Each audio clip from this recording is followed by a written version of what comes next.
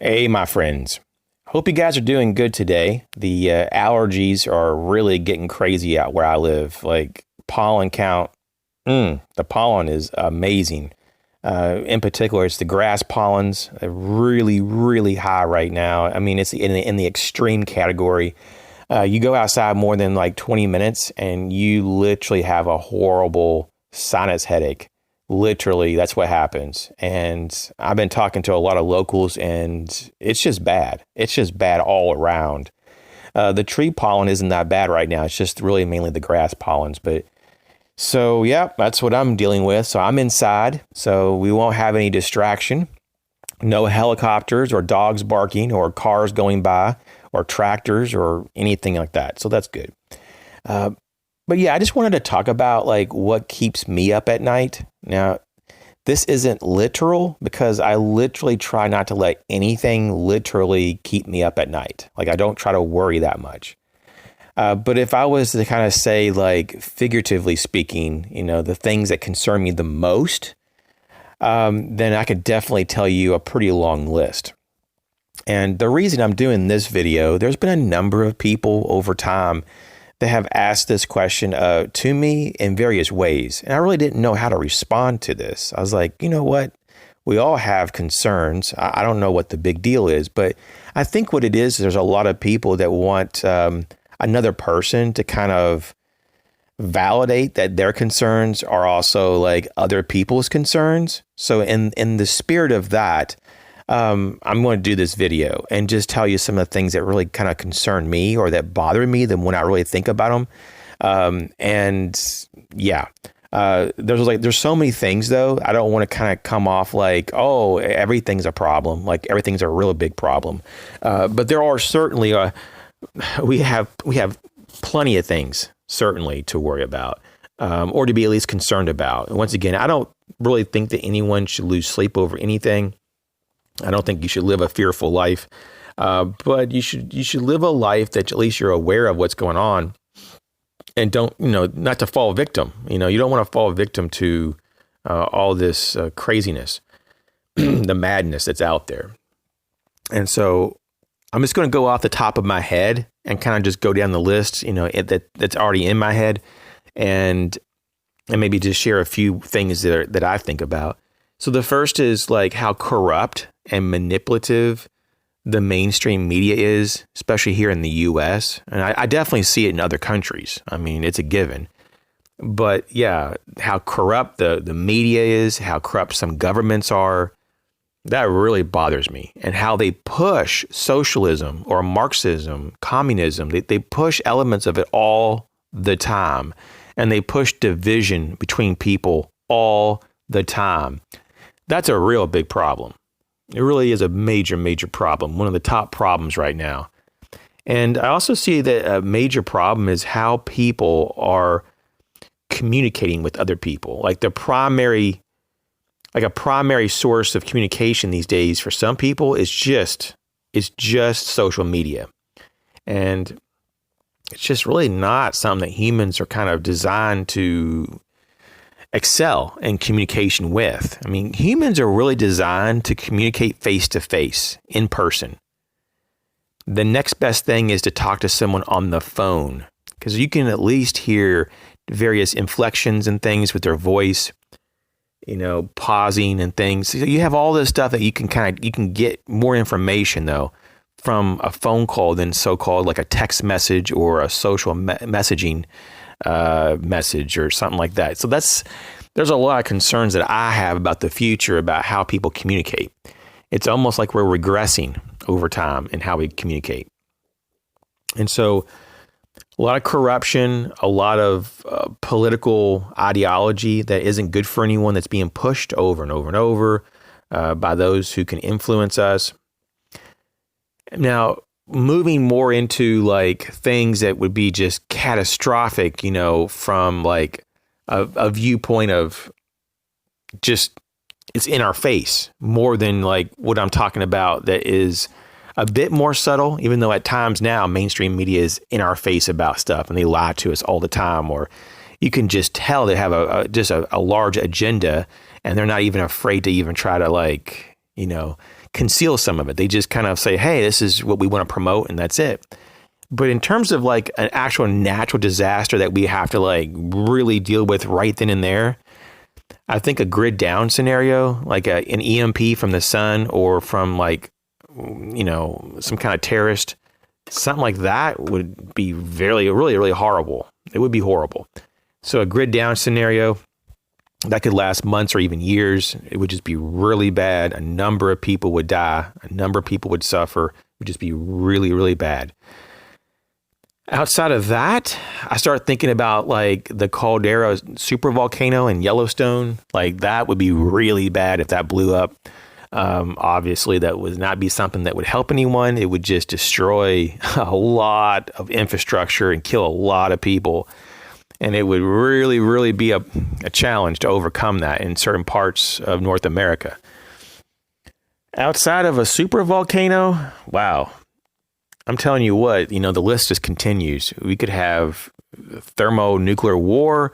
We could have another type of pandemic that could be much worse than the one we're going through now. We could have famine. We could have all kinds of just crazy things. It could be that artificial intelligence gets outside of our control and it goes rogue. It could be just a whole host of other things. It could be that a meteor hits the earth. So, where do you begin on this? Do you want to look at ecology? Do you want to say, certain food sources are not, like balanced in a way that they're like going to be able to survive long term? There's all kinds of problems at hand. But I think, though, that we definitely need to look at, our governments and our ideology of what we think and believe the government should be doing and hold them accountable for things more. I definitely think that we need to fight for liberty and freedoms that, we just take for granted. I think we need to actually fight for some things that were taken from us over the years. Especially here in the U.S. And there's so many oppressed countries, though. Good Lord, you have communism in a lot of countries now. And of course, they're all failed states. But yet, people are asking for that type of failed state to happen here in the U.S. It's like people don't know their history and they don't even really have a memory at all. It's pretty concerning to see people want to move into a Marxist state. Like, really? Just look at all the hundreds of millions of people that have died, like in Russia, China, Germany, you name it. There's just like hundreds of millions of people that have perished over just the last 100 years or so that you can look at just because they decided to have some kind of communist, Marxist, socialist rule. And that didn't work out very well for these people. They're dead. A lot of these people are dead. And people are mindless. And so these are actually what I would consider people who are promoting all this leftist mentality. These are terrorists. This is not like you don't have a right to want to destroy the way of life. That's what a terrorist does. And you can have political, ideologies that differ from each other, but not ideologies that are just destructive, that encourages murder and complete mayhem. That isn't going to work, and anyone that's rational would agree with this. This is just common sense, So you have what we have now and in a lot of countries, and that is identity politics.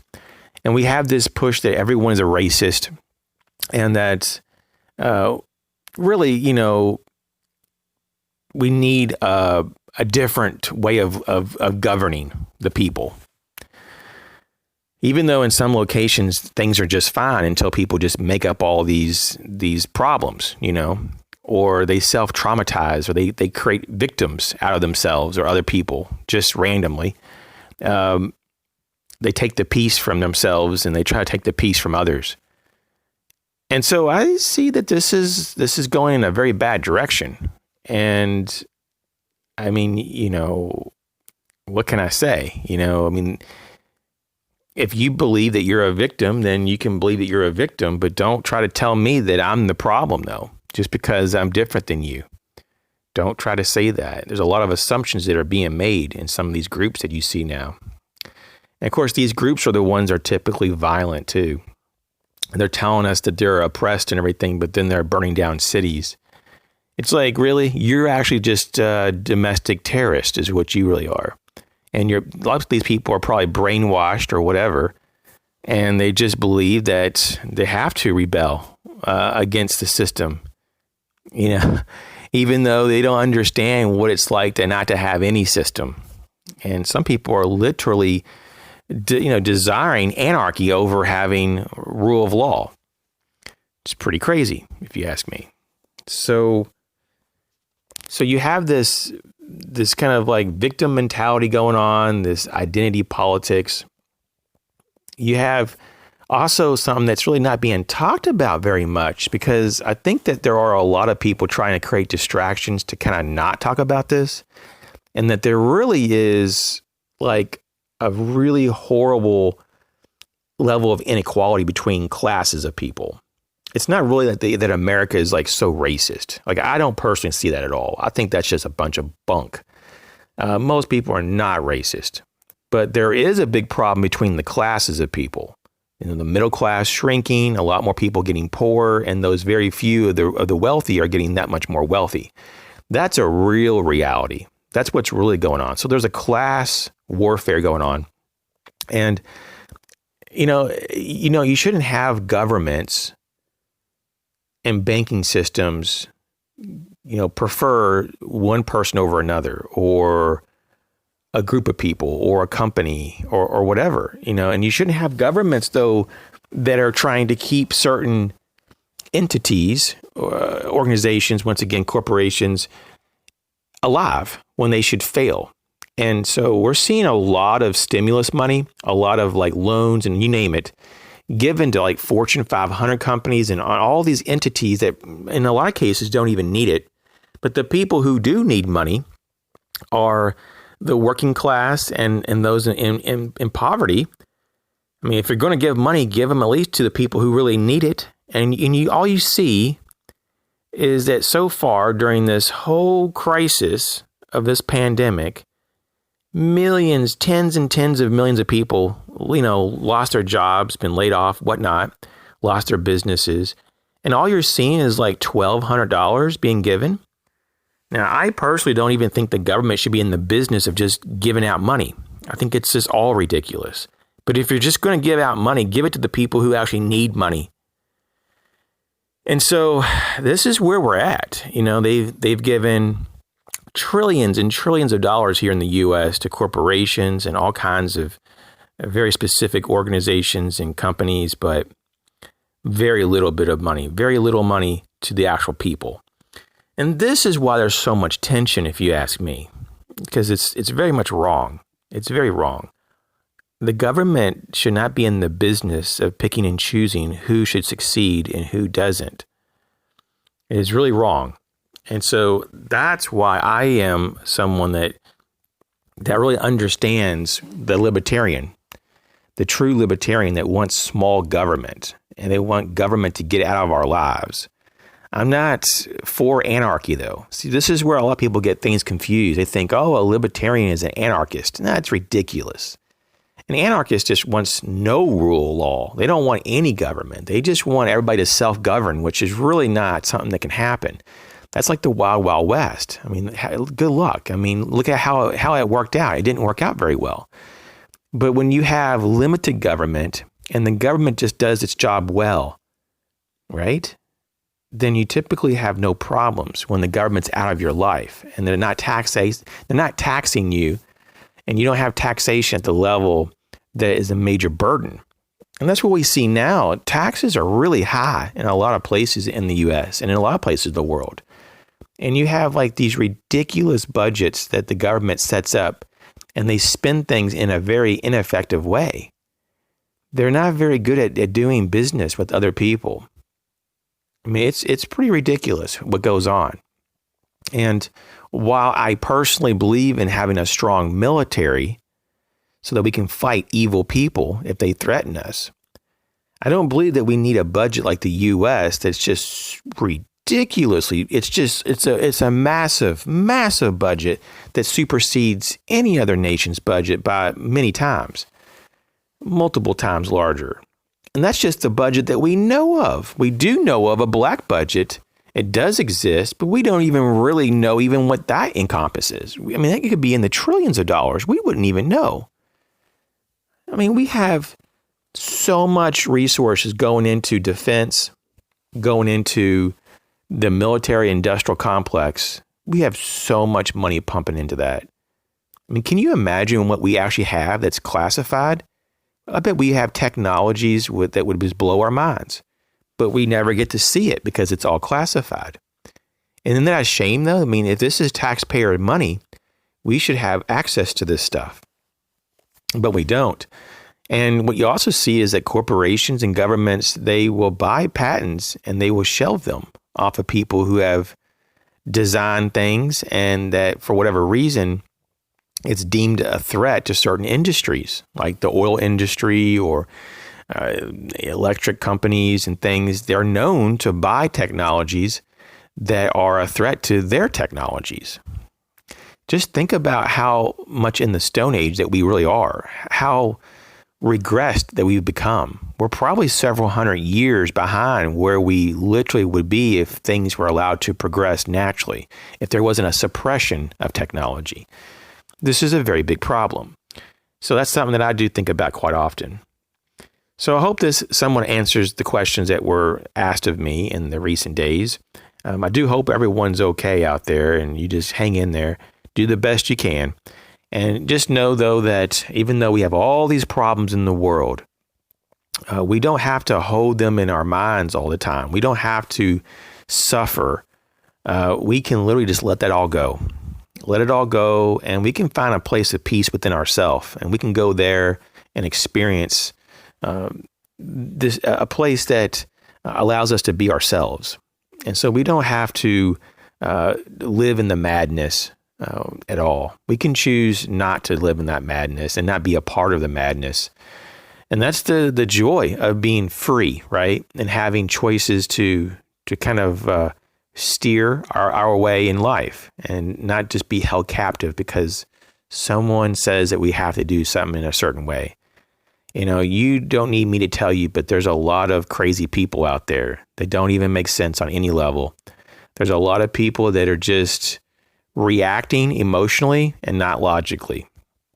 And those people are probably some of the most dangerous people in the world.